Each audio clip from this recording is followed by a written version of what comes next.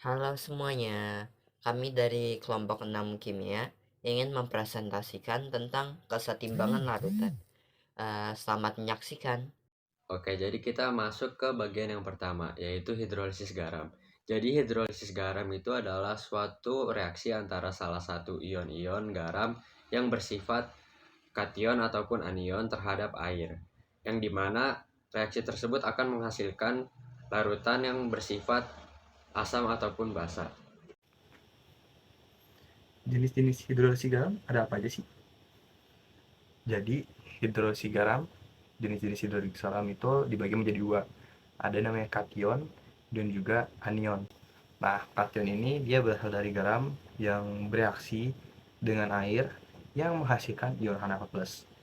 Nah, karena dia menghasilkan ion H+ yang menyebabkan konsentrasi ion H+ ini menjadi lebih besar dibandingkan konsentrasi ion OH-, sehingga kita bisa simpulkan larutan tersebut bersifat asam. Selanjutnya itu anion. Anion ini kebalikan dari kation.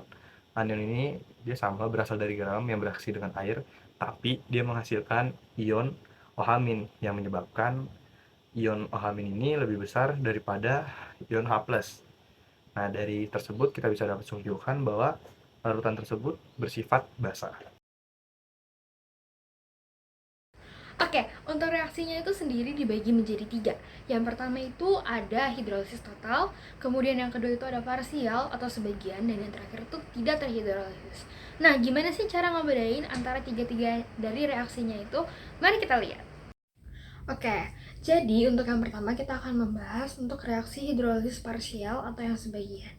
Seperti yang udah dibilang sama Yosua tadi, kalau pengertian dari kation dan anion tuh berbeda. Kalau kation tuh ibaratkan sebagai basa lemah, karena jika kation tuh bereaksi dengan air akan menghasilkan asam kuat atau H+. Sedangkan kalau anion itu biasa dibilang sebagai asam lemah, karena nanti anion ini bakal bereaksi sama air dan menghasilkan basa kuat atau OH-. Nah, contohnya di sini kalian bisa lihat yang pertama itu ada garam NaCN, di mana ini tuh ikatannya asam lemah dan basa kuat. Di mana yang asam lemahnya itu adalah Cn dan basa kuatnya adalah Na. Oke, reaksi pembentukannya itu HCN ditambah NaOH dan menghasilkan NaCN plus H2O. Dan reaksi ionisasinya itu ada NaCN dan kemudian menjadi Na plus plus Cn minus, di mana Na adalah basa kuat dan juga Cn adalah asam lemah, atau di sini aku singkat sebagai basku dan aslam, di mana basku itu basa kuat dan aslam itu berarti asam lemah. Kemudian yang terakhir ada reaksi hidrolisis, karena inilah yang kita cari. Di sini reaksi hidrolisis kita tuh harus ngelihat yang mana bagian yang lemah. Jadi yang kita hidrolisis itu yang bagian lemah-lemahnya aja. Jadi kalau yang kuat kita nggak usah hidrolisis. Nah, di sini kalau yang dari contoh soal ini dari garam NaCN, di sini kita juga udah bisa lihat kalau yang lemah itu yang asamnya, yang Cn-nya. Makanya yang kita hidrolisis itu yang bagian Cn. Maka reaksi hidrolisisnya itu adalah Cn minus ditambah H2O karena hidrolisis, dan menghasilkan HCN plus OH- karena ya dari asam lemah pasti dia menghasilkan si OH-nya ini. Nah, dia itu terhidrolisis menjadi bersifat basa dari reaksi garam NaCN ini. Karena memang asam lemah bertemu dengan basa kuat, sehingga kita bisa tahu bahwa nantinya pada akhirnya akan menjadi sifat basa. Nah, ini tuh yang soal kedua itu kebalikan dari yang soal pertama. Kita bisa lihat garam NH4Cl, di mana di sini tuh ada asam kuat dan basa lemah. Nah, kalau misalkan kalian udah lihat kayak gini sendiri, kalau misalkan kalian tahu nih misalkan yang mana yang asam kuat, yang mana yang basa lemah, nanti kalian pasti bakal tahu gimana garamnya, gimana hasil hidrolisisnya, dan itu nantinya akan jadi sifat apa. Nah, ini kita coba contoh lagi ya, aku kerjain, kita bareng-bareng kerjain. Yang pertama tuh ada reaksi pembentukannya. Nah, di sini tuh HCl ditambah NH4OH akan menghasilkan NH4Cl ditambah H2O. Dan reaksi ionisasinya adalah NH4Cl akan menghasilkan NH4 plus ditambah Cl minus, di mana NH4 plus ini adalah basa lemah dan Cl ini adalah asam kuat. Nah, kita di sini bisa lihat kalau NH4 plus merupakan basa lemah, berarti yang kita hidrolisis adalah NH4 plus. Maka reaksi hidrolisisnya adalah NH4+ ditambah H2O akan menghasilkan NH4OH ditambah H+. Nah, ini tuh terhidrolisis menjadi bersifat asam tentunya. Nah, untuk bagian yang kedua, kita akan melihat reaksi hidrolisis sempurna atau total, di mana ini tuh dari asam lemah dan juga basa lemah. Jadi semuanya tuh lemah-lemah. Jadi kita bisa menghidrolisis semua dari reaksinya ini. Nah, di sini aku kasih contoh dari garam CH3COO-NH4, di mana CH3COO ini merupakan asam lemah dan NH4 ini merupakan basa lemah. Nah, reaksi pembentukannya CH3COOH ditambah NH4OH akan menjadi CH3COONH4 ditambah H2O. Kemudian ada reaksi ionisasi, di mana CH3COOH akan menjadi CH3COO- ditambah NH4+. Dan terakhir untuk reaksi hidrolisisnya, karena di sini sama-sama mereka itu asam lemah dan basa lemah, jadi di sini tuh kita hidrolisis semuanya, dua-duanya, yang asam dan yang basa. Nah, untuk yang asam lemah yaitu CH3COO. Nah, ini kita yang pada bagian pertama kita akan coba hidrolisis.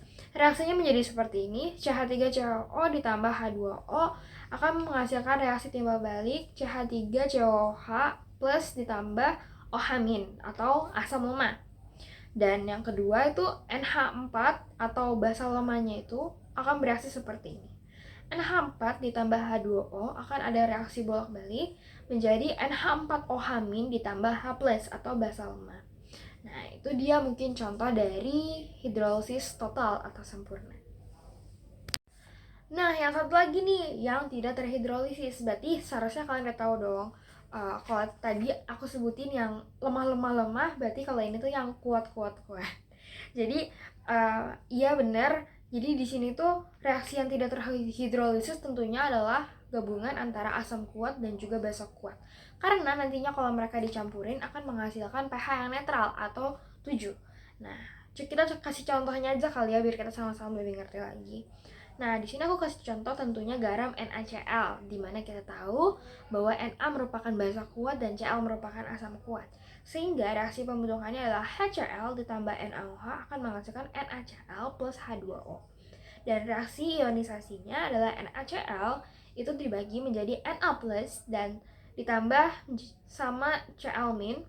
Dan terakhir reaksi hidrolisisnya, karena memang mereka dua-duanya itu kuat sifatnya dan tidak ada yang lemah, jadi di sini tuh tidak ada yang terhidrolisis karena nanti kalau mereka dicampur seperti yang udah aku bilang akan menghasilkan pH yang netral yaitu 7. Oke, selanjutnya kita masuk ke perhitungan dari rumus hidrolisis garam. Yang pertama, jika garam dari asam kuat dan basa lemah, maka akan menggunakan rumus H+ sama dengan akar Kw dikali kation per Kb. Sedangkan jika garam bersifat asam lemah dan basa kuat, maka akan menggunakan rumus OH- sama dengan akar dari Kw dikali anion per Ka. Dan yang ketiga, terdapat garam dari asam yang bersifat lemah dan basa yang bersifat lemah, di mana menggunakan rumus H+ sama dengan akar dari Kw dikali Ka per Kb.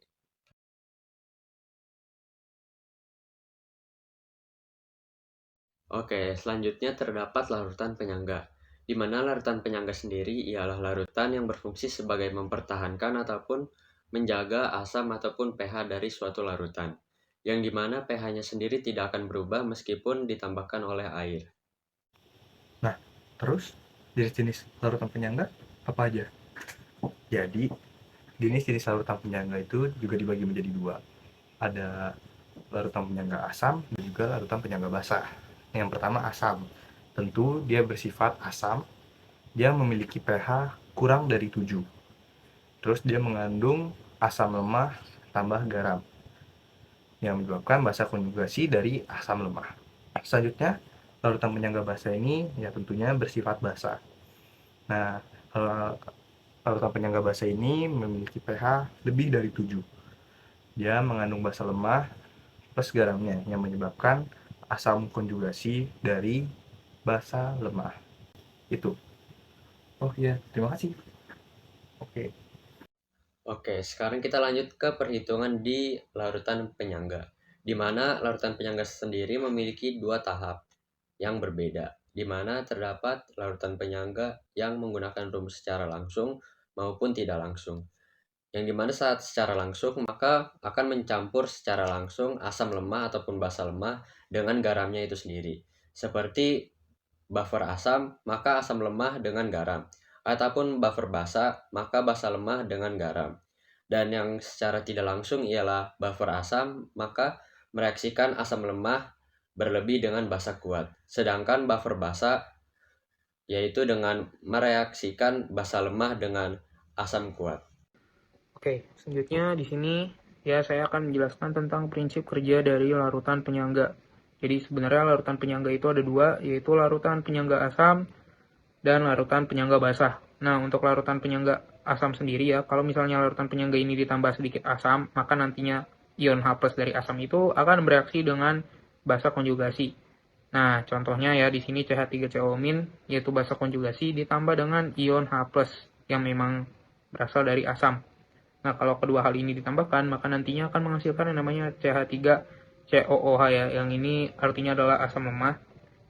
Nah, ini contohnya, salah satu contoh unsur yang kami gunakan untuk membuktikan ya, kalau misalnya larutan penyangga asam itu ditambah sedikit asam. Terus kalau misalnya larutan penyangga asam ini ditambah sedikit basa, maka nantinya ion OH- dari basa itu akan bereaksi dengan yang namanya asam lemah. Berarti tadi kan udah ketemu tuh asam lemahnya, yaitu CH3COOH. Berarti tinggal kita tambahin aja sama OH-. Nah, nantinya penyembahan ini akan menghasilkan yang namanya CH3COO- ditambah dengan H2O. Nah, selanjutnya kalau misalnya ditambah sedikit basah, maka nantinya ion OH- dari basa itu akan bereaksi sama yang namanya asam konjugasi. Nah, ini juga berbeda banget sama yang larutan penyangga asam. Nah, contoh yang kita gunain di sini itu yaitu NH4+ ditambah dengan OH- yang nantinya akan menghasilkan yaitu NH3 ditambah H2O. Nah, itu dapat terjadi karena ion OH- itu akan bereaksi sama asam konjugasi, yaitu NH4+. Kalau misalnya kedua hal itu direaksikan, maka nantinya akan menghasilkan NH3 ditambah H2O. Oke, selanjutnya untuk larutan penyangga basa sendiri, kalau misalnya larutan penyangga basa ini ditambah sedikit asam, maka nantinya ion H+ dari asam itu akan bereaksi sama yang namanya basa lemah.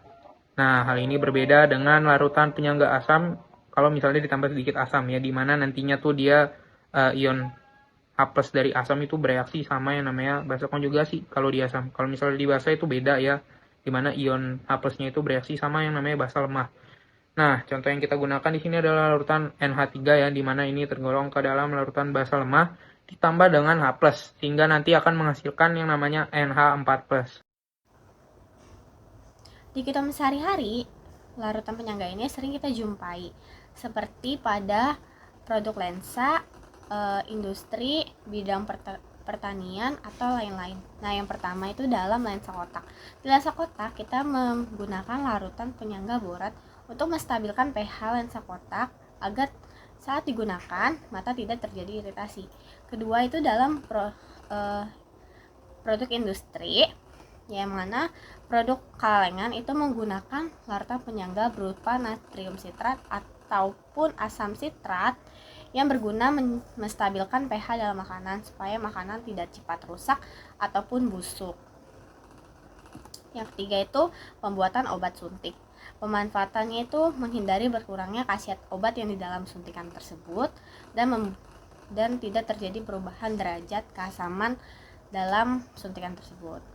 Keempat itu ada produk sampo yang memiliki pH yang normal itu sekitar 4,6 sampai 6 pH-nya. Kalau tidak, rambut kita akan rusak saat menggunakan sampo. Yang kelima itu penggunaan pada limbah. Nah, pH yang stabil keasamannya pada limbah itu sekitar 5 sampai 7,5. Dengan begitu, materi organik pada limbah tidak dapat mencemari lingkungan sekitar dan juga dapat dipisahkan dan layak dibuang. Lalu mampu juga untuk cara kerja enzim. Nah, ini mempercepat proses reaksi biokimia, proses biokimia ini dengan adanya larutan penyangga, pH tubuh manusia berada di kisaran normal sehingga enzim yang ada di dalam tubuh kita bisa bekerja secara optimal. Yang ketujuh itu dalam darah. Di dalam darah itu ada larutan penyangga hemoglobin, fosfat, dan juga karbonat yang fungsinya sama untuk menstabilkan pH dalam darah kita supaya tidak terjadi kerusakan. Jika terlalu tinggi maka akan terjadi suatu penyakit, dan juga terlalu rendah juga akan menyebabkan suatu penyakit. Lalu kadar pH dalam ludah, untuk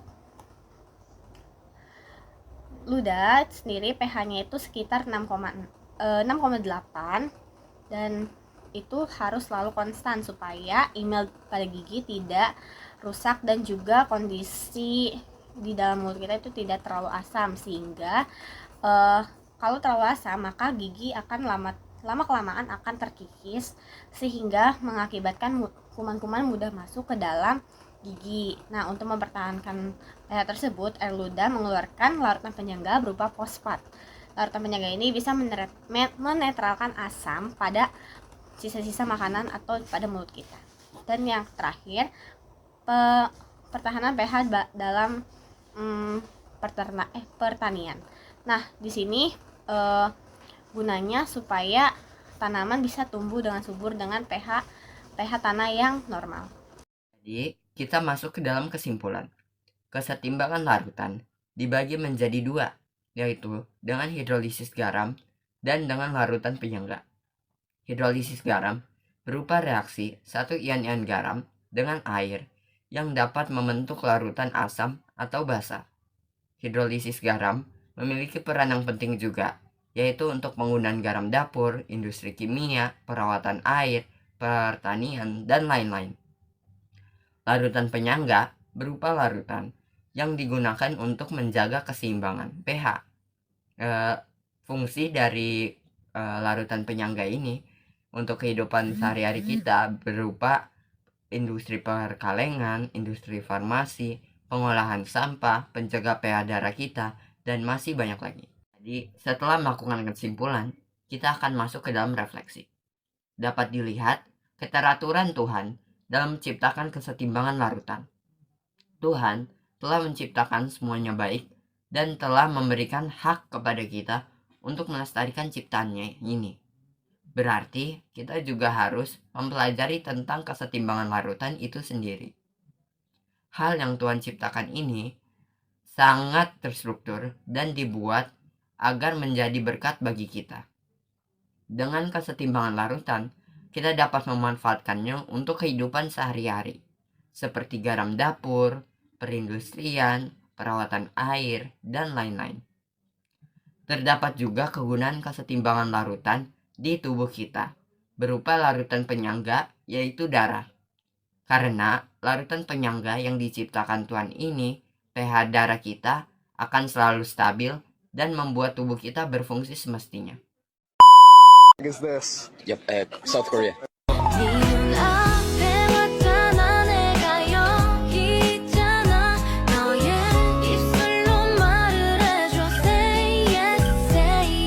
Halo, jadi kita sudah sampai di akhir video. Saya menjadi perwakilan kelompok 6. Terima kasih sudah menyaksikan semua.